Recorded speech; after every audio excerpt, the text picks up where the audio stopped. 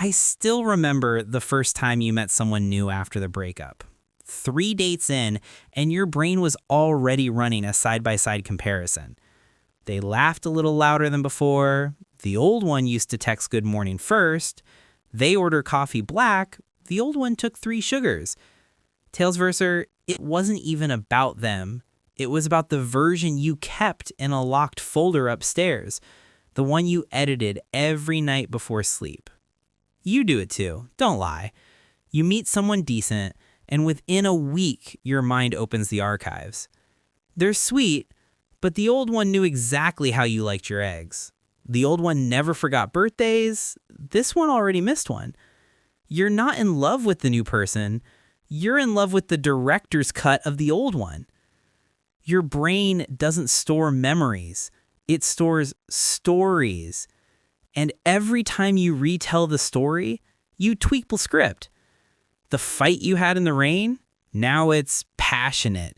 The silence that lasted 3 days, now it's deep understanding. You're not remembering, you're remixing. You catch yourself doing it all the time. They make dinner, burn the chicken. You smile and say, it's fine. Inside, you hear the old soundtrack. The old one never burned anything. Never mind that the old one also never cooked. The reel only plays the hits. Comparison isn't about the new person being worse. It's about the old one being safer. Because the old one is finished. No risk, no unknowns. You already know how that movie ends.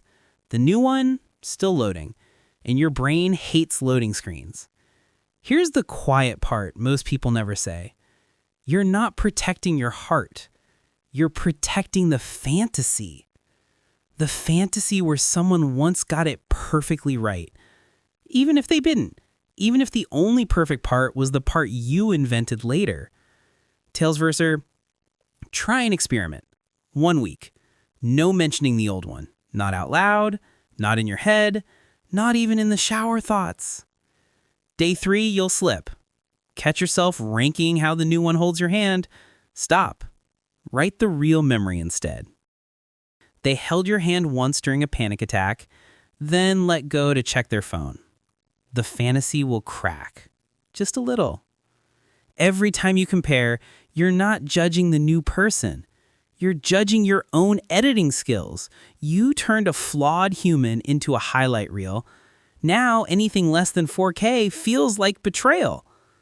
You start noticing patterns. The more you polish the old story, the more the new one looks scratched. The more you replay the perfect moments, the more the new moments feel like bloopers. It isn't fair to anyone, especially not to you. The brain doesn't want accuracy. It wants coherence. A story that makes sense, a villain or a hero, a reason things ended. So it casts the old one as the one who got away, and the new one as the understudy who can't hit the notes. You ask a friend the other day, do you ever stop comparing? They laugh. Only when I stop narrating. That hits harder than any therapy session. Here's the trick nobody sells you in self-help books. Stop narrating the past.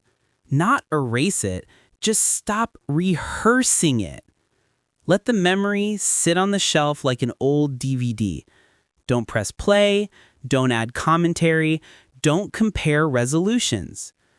The new person isn't competing with the old one. They're competing with your imagination. And imagination always wins because it never has bad breath. It never forgets to text back. It never burns the chicken. Try something stupid. Write a letter to the old one you never send.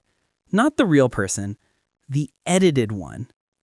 Tell them, you were never this good. I made you a legend so I wouldn't have to feel the mess. Then burn it. Not dramatic, just done. Talesverser, the new one still burns chicken sometimes. But now, you taste the chicken, not the memory. Comparison dies the moment you stop auditioning the past for a comeback. The old one isn't the benchmark. The benchmark is, does this feel real right now? Try it for 7 days. No mental reruns. No, they would've. No, they used to. Just the person in front of you. Flawed, present, unscripted.